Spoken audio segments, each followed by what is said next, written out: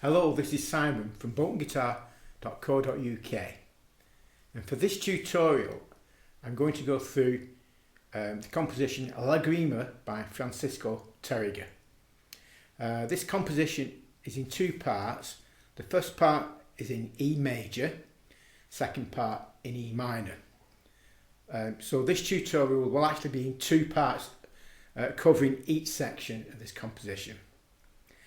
And the first part of this composition, I'll be covering the fingerings of the left hand and then going through how I play it with the right hand. So let's get down to Lagrima. So we start with our first finger on the 4th string 2nd fret and the little finger on the 1st string 4th fret. That's then followed by an open B string or 2nd string. So we play the 4th and 1st string together, then the 2nd string. So that's 1 and. Now on the 2nd beat, we move our little finger up a fret to the 5th fret on the 1st string and the 2nd finger to the 4th fret on the 4th string. We play that, followed again by the open B string. So that's the 1st string and 4th string together. 2nd string open, so that's now giving us our 1st beat, 2nd beat. Keeping the 2nd finger and little finger on the respective strings, all we need to do now is slide those up without taking them off the fretboard up to the 6th fret on the 4th string and the 7th fret on the 1st string. That's giving us a G sharp on the 4th string and B on the 1st string. So we play those two and again follow it by the open B string. So that gives us the first bar then is I'll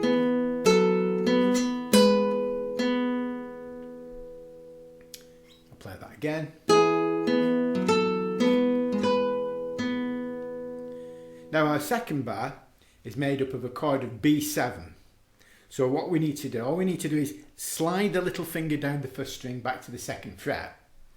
Place the 1st finger on the D sharp, which is on the 4th string 1st fret. We want the 3rd finger on the 3rd string 2nd fret and the 2nd finger on the 5th string 2nd fret. And we play the 1st string and the 4th string together. Play the 2nd string, now the 3rd string, 2nd string, 5th string, back to the 2nd string. So that's an arpeggio based on the B7 chord.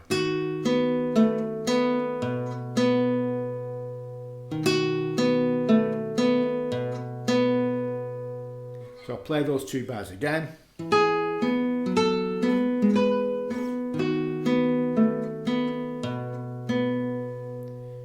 Notice when we're moving down to our B7 chord, you don't need to place all the fingers on the chord straight away. What we aim to do is we need to play the 4th and 1st string together. Whilst we're playing that, we can then play the open B string, which gives us a bit of time to put the 3rd finger down onto the A. Then we can play the open 2nd string again. Then we can place the 2nd finger down onto the 5th string B. So when you're playing an arpeggiated composition, you don't always need to grab the chord. You can finger the notes in the order that they appear in the arpeggio. So that would now be and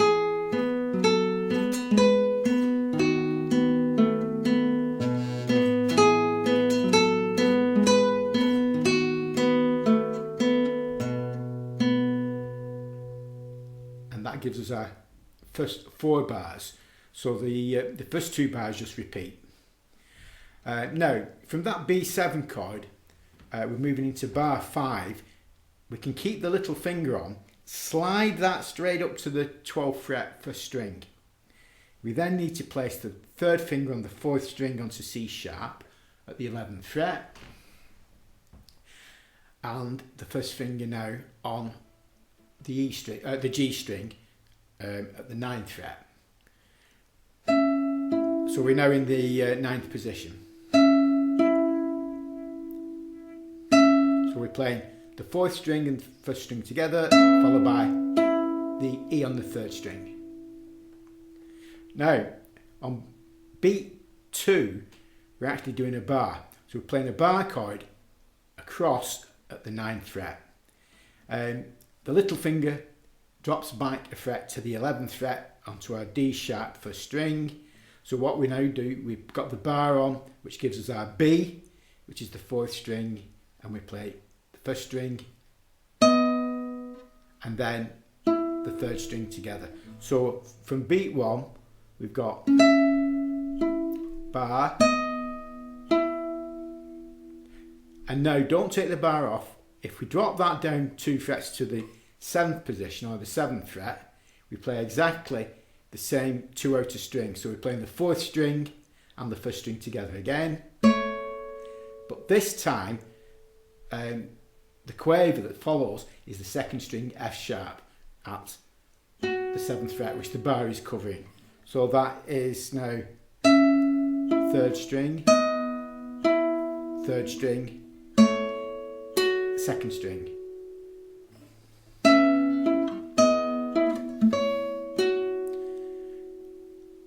On bar 6, we still stay in the 7th position. There's 2 ways we can play this. We can keep the bar on from the previous section and place the 3rd finger on the 4th string at the 9th fret. So then we will play 4th string and 1st string again. Our next note, the second part of the 1st beat, is G sharp, which is at the 9th fret, 2nd string with a little finger. So that's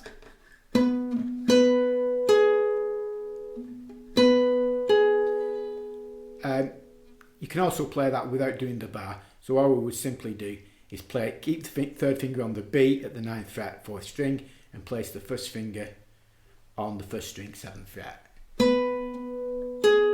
So we've got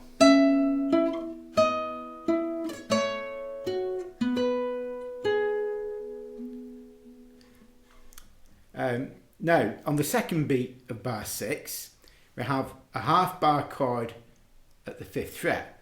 So we're covering, actually we only need to cover the top 2 strings to give us our E, which is on the 2nd string 5th fret, and the A, which is on the 1st string 5th fret. But on beat 2, we place the 2nd finger on the 3rd string 6th fret. So we've got the half bar on at the 5th, 2nd finger on the 3rd string 6th fret on C sharp, giving us the bass note.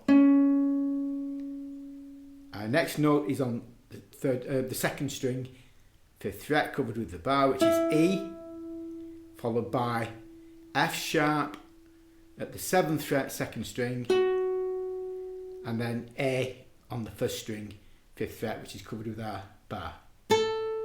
So that now would be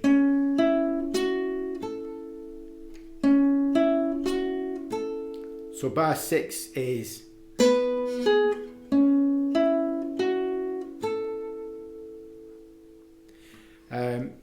bar 7 is a partial bar chord at the 4th fret covering 3 strings. Now that will give us the B on the 3rd string and the G sharp on the 1st string.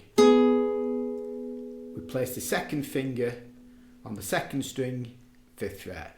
So that now gives us the beat 1. We're now dropping down to our 2nd position.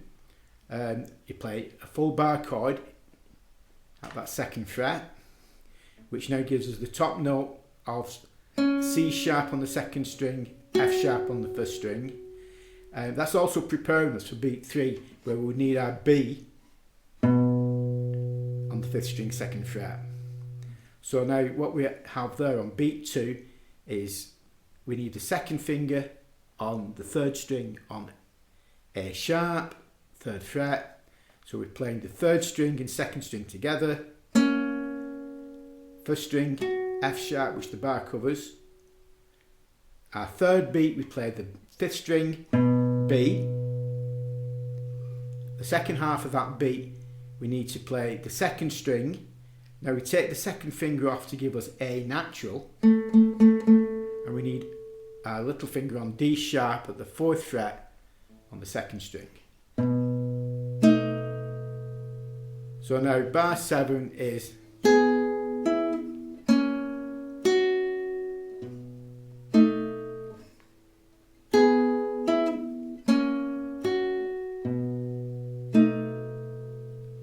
and bar 8 is a chord of E major.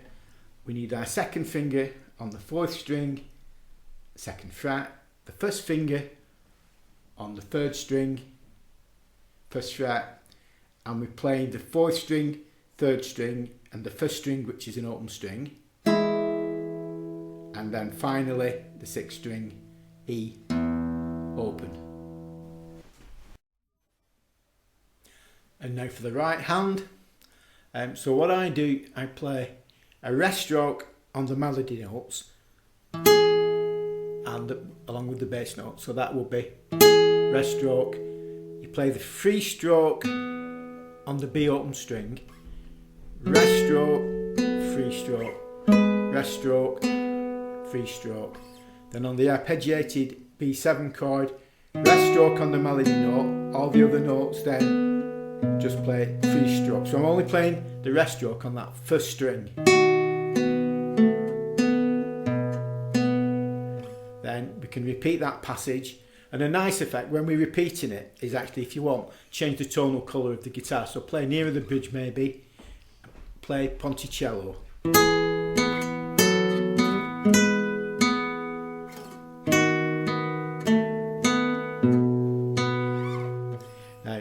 Up to the 9th position, rest stroke on that top string, free stroke, rest stroke, rest stroke, free stroke, rest stroke on the melody note on the 1st string. Now that's the 2nd string free stroke, C sharp, that's the 5th position. Now I play these 4 notes all in free strokes, and then I just play free stroke on the first beat of bar 7, free stroke, bass note, chord. So that now would be rest stroke, rest stroke, rest stroke, rest stroke, free strokes.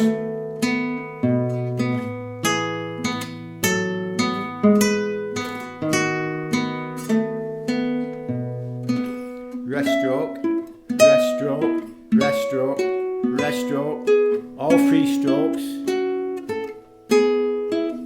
free stroke.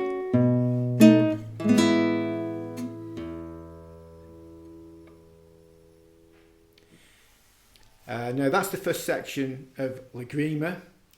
I hope this tutorial helps you to play this composition, and I look forward to seeing you on the next tutorial, part 2, where we're going to the E minor section. Okay? Thank you. Bye now.